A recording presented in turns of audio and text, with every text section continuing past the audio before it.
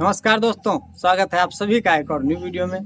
तो दोस्तों, कहते हैं कि इंसान अपनी गलतियों से जीवन भर सीखता है और उन गलतियों से सीखकर ही हम लोगों को अपनी ज़िंदगी में आगे बढ़ने का और अपनी ज़िंदगी को बेहतर बनाने का एक बहुत अच्छा मौका मिलता है। तो दोस्तों, आज हम बात करने वाले हैं दिव्यांग मोटराइज्ड ट्राईसाइकिल के बारे में। मैंने इसके बारे में पहले भी वीडियो बनाई हुई है, जिन लोगों ने नहीं देखा है वो लोग देख सकते हैं। उस वीडियो का लिंक ऊपर मैं आई बटन में या नीचे डिस्क्रिप्शन में डाल दूंगा। तो वहाँ पर दिव्यांग मोटराइज्ड ट्राईसाइकिल को ऑनलाइन करने की जो प्रोसेस बताया गया है वो मैंने उसमें वहाँ पर बताया है।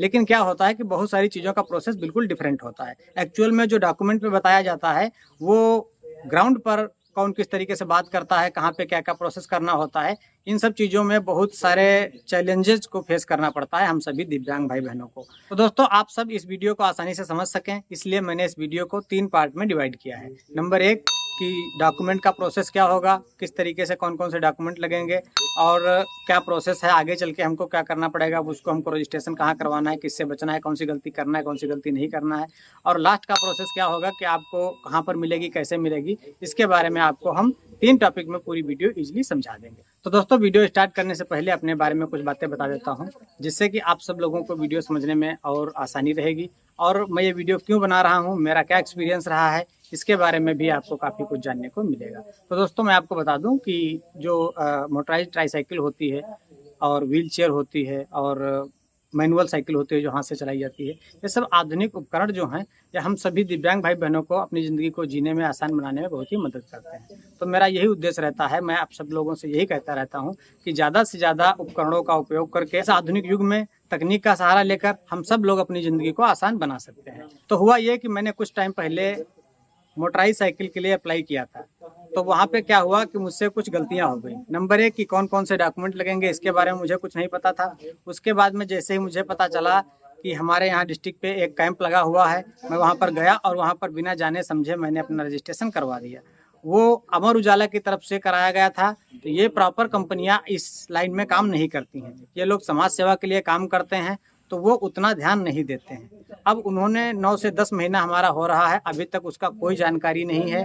और गवर्नमेंट का ये रूल है कि एक बार ऑनलाइन हो जाने के बाद में आप 3 से 4 साल तक ऑनलाइन दोबारा रजिस्ट्रेशन नहीं कर सकते। और एक बार रजिस्ट्रेशन हो जाएगा तो आपको उसी रजिस्ट्रेशन पर मिलेगी पहले, या उसका रजिस्ट्रेशन रद्द हो, या उसके बीच में अगर आप कहीं भी रजिस्ट्रेशन कराते हैं तो आपकी मेहनत बेकार जाएगी। तो ऐसे बहुत सारे स्कैम्स होते हैं कि हमसे कोई भी हमें आपको किसी को आके मिलता है कि भाई हमको पैसे दे दीजिए, हमको डॉक्यूमेंट दे दीजिए, हम आपको साइकिल दिलवा देंगे, हम आपकी पेंशन बनवा देंगे। तो ये चीज़ मेरे दिमाग में आई कि मैं इसके बारे में भी एक वीडियो बनाऊं, आप सब लोगों तक पहुंचाऊं। ये मेरे लिए उतना ज़्यादा टॉपिक सीरियस नहीं था, लेकिन मुझे लगा कि नहीं मिलती है वो तक ठीक है, लेकिन किसी की ज़िंदगी के साथ में खिलवाड़ किया जाता है, उसके डॉक्यूमेंट्स ले लिए जाते हैं, उसको यूडीआईडी उसका नहीं बन पाता है, वहाँ पर लोग पैसा वैसा मांगते हैं, लेना देना हो जाता है, करते हैं, या पेंशन के लिए कुछ होता है, या ट्राईसाइकिल के लिए भटकते हैं हम लोग ऐसी कंडीशन में जहाँ पर उठना चलना भी दूभर होता है। तो इन सब चीज़ों के लिए अवेयर होना और इन सब चीज़ों की जानकारी होना बहुत ज़रूरी है। तो अब बात करते हैं टॉपिक नंबर 1 के बारे में। तो दोस्तों, हमारा जो पहला टॉपिक है वो है डॉक्यूमेंट्स का। इसमें कौन कौन से डॉक्यूमेंट्स लगते हैं उसका मैं स्क्रीनशॉट ऑफिशियल वेबसाइट से उठा के इस तरफ या इस तरफ लगा दूंगा, वहाँ पर भी आप देख सकते हैं। और जितना मुझे पता है उसमें आपका यूडीआईडी कार्ड और दिव्यांग सर्टिफिकेट, आधार कार्ड और आय प्रमाण पत्र। तो आय प्रमाण पत्र में ये प्रूफ किया जाता है कि आपकी वार्षिक आय कितनी है। तो उसका अलग अलग क्राइटेरिया होता है, शहर का अलग होता है, ग्रामीण क्षेत्र का अलग होता है।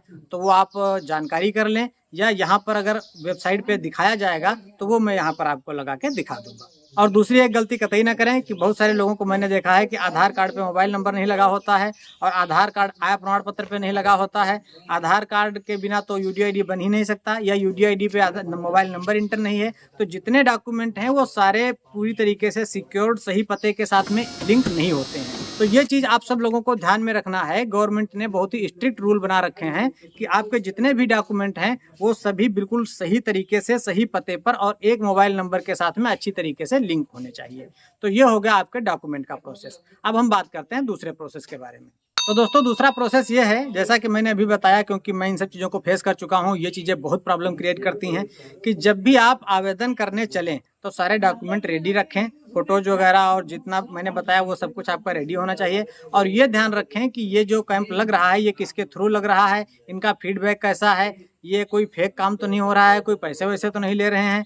तो इन सब चीज़ों के बारे में सही जानकारी करके अपना रजिस्ट्रेशन करवाएं।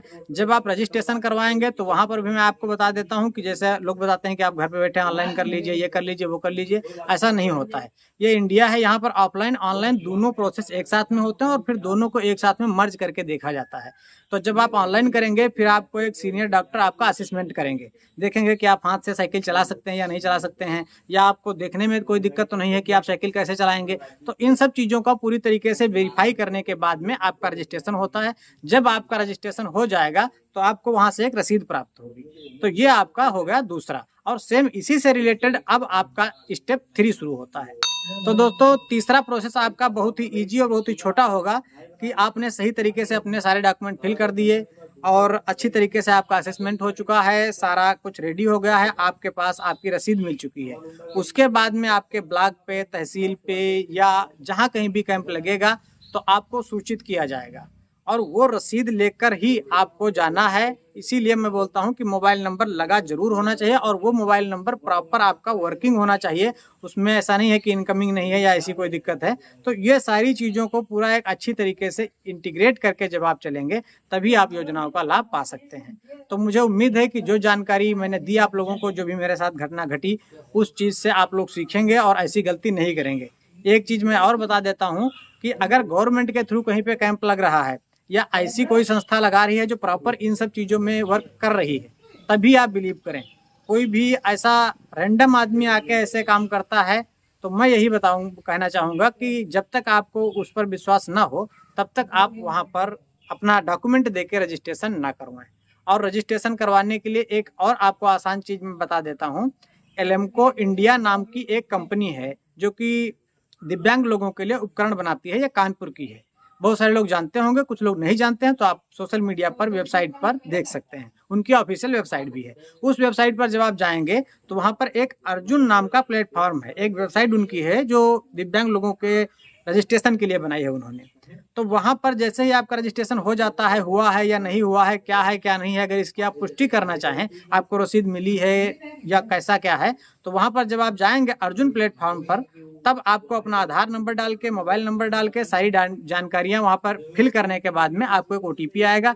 OTP डाल के जैसे ही आप इंटर करेंगे तो वहाँ पर वो दिखा देगा कि आपके नाम से कोई साइकिल रजिस्टर हुई है या नहीं हुई है, आपकी कितनी रिक्वेस्ट पेंडिंग में है, कितनी रिक्वेस्ट सक्सेसफुली सक्सेस हो चुकी हैं। तो जो भी डिटेल है आपको वहाँ से मिल सकती है। दोस्तों अभी तक जो मेरा एक्सपीरियंस रहा, मैंने जो चीज़ें देखी, मुझे जितनी जानकारी प्राप्त थी उसके आधार पर मैंने आप लोगों को कुछ जानकारी देने की कोशिश की है। अगर ये वीडियो आप सब लोगों को अच्छी लगी है और ऐसी ही वीडियो और देखना चाहते हैं तो प्लीज़ इस वीडियो को लाइक करके हमारे चैनल को सब्सक्राइब कर लीजिए।